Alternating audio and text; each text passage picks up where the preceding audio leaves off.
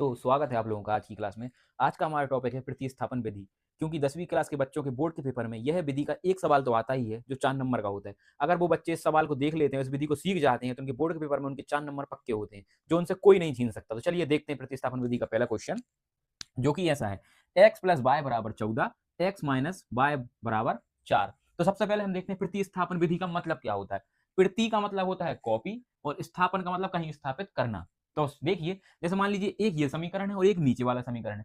दोनों में से कोई भी एक समीकरण में से चाहे आप x का मान निकालिए, चाहे आप y का मान निकालिए, और उसे किसी दूसरे समीकरण में स्थापित करने को प्रतिस्थापन कहते हैं। तो चलिए देखते हैं, जैसे सवाल लिखा है, तो इसको हम मान लेते हैं समीकरण 1, इसको हम मान लेते हैं समीकरण 2।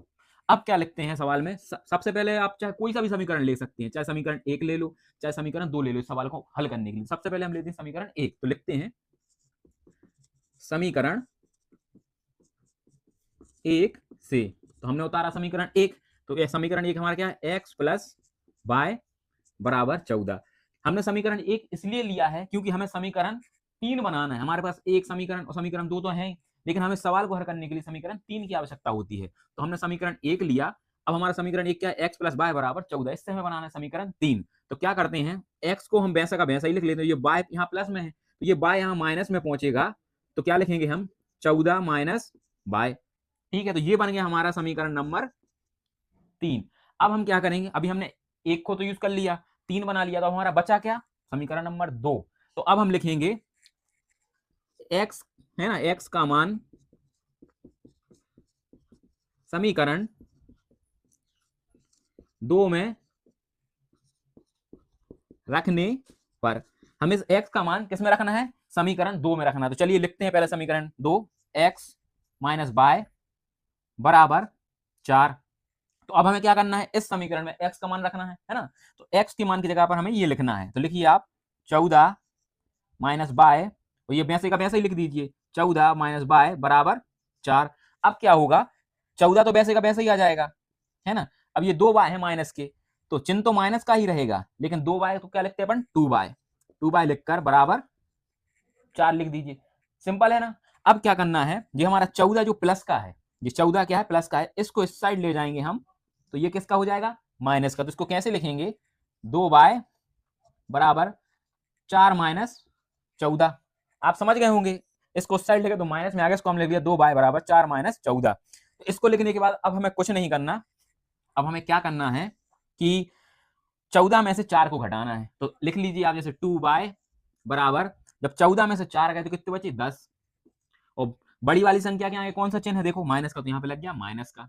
ठीक है, तो यहाँ तक तो सॉल्व कर लिया। अब क्या करना है? बाय ऐसे का ऐसे ही लिख दो, 10/2। अब इससे काट दो, 2 एकम 2, 2 पंजे 10, कटाना। 1 मिनट ये कैसे होगा हम ये भी बताते हैं आपको। देखिए आप, ये माइनस का 2 इसके आगे भी लगा था, अपन ये भूल गए 2y के आगे भी माइनस था, तो यहाँ उतार लिया अपन ने, है ना? अब क्या करेंगे हम? इधर लिख लो 2y माइनस का बराबर 4 - 14। अब क्या होगा कि ये यहीं ऐसा ही रहेगा। 14 में से 4 गए तो कितने बचे? 10। बड़ा चिन्ह किसका है? माइनस का, तो माइनस का आ गया ना? अब इस माइनस से ये वाला माइनस कट गया, तो अब इसको हम कैसे लिखेंगे? y बराबर 10/2। अब इसको काट दीजिए आप, 2 एकम 2, 2 पंजे 10। तो क्या आ गया हमारा? y का मान आ गया ना? देखिए, इस तरीके से हमने y का मान निकाल लिया। ठीक है, अब हमें निकालना है x का मान। तो हमने देखो समीकरण 1 का भी इस्तेमाल कर लिया, समीकरण 2 का भी इस्तेमाल कर लिया। अब हमें किसका इस्तेमाल करना है? अब हमें करना है समीकरण 3 का इस्तेमाल। तो लिखिए y का मान समीकरण 3 में रखने पर। इधर तक तो क्लियर है। अब y का मान हम क्या रखेंगे? समीकरण 3 में। तो समीकरण 3 क्या लगा हमारा? ये। तो इसको पहले एक बार उतार लो समीकरण 3 को, x बराबर 14 - y। क्लियर, समीकरण 3 उतार लिया। अब हमें क्या करना है? y की जगह पर ये मान रखना है। तो 14 तो रख दिया, माइनस का माइनस, और y की जगह पर हमें क्या रखना है? y का मान क्या है? 5। तो हमने 5 रख दिया। तो देखिए अब 14 में से 5 गए तो कितने बचे? 9 बचे। तो लिख दीजिए आप आंसर। तो देखिए, मैंने y का मान भी निकाल लिया, हमने x का मान भी निकाल लिया। तो देखिए इधर से आप, पहले हमने समीकरण 1 लिया, उससे हमने समीकरण 3 बनाया, फिर समीकरण 2 का इस्तेमाल करते करते हमने y का मान निकाला। हमने x का मान निकाला। तो बहुत ही आसान तरीके से मैंने आपको प्रतिस्थापन विधि का ये सवाल समझा दिया है। आप एक बार इसका स्क्रीनशॉट ले लीजिए और इसको बार बार कीजिए इस तरीके के सवालों को, फिर विधि में आपके 4 नंबर पक्के। मिलते हैं।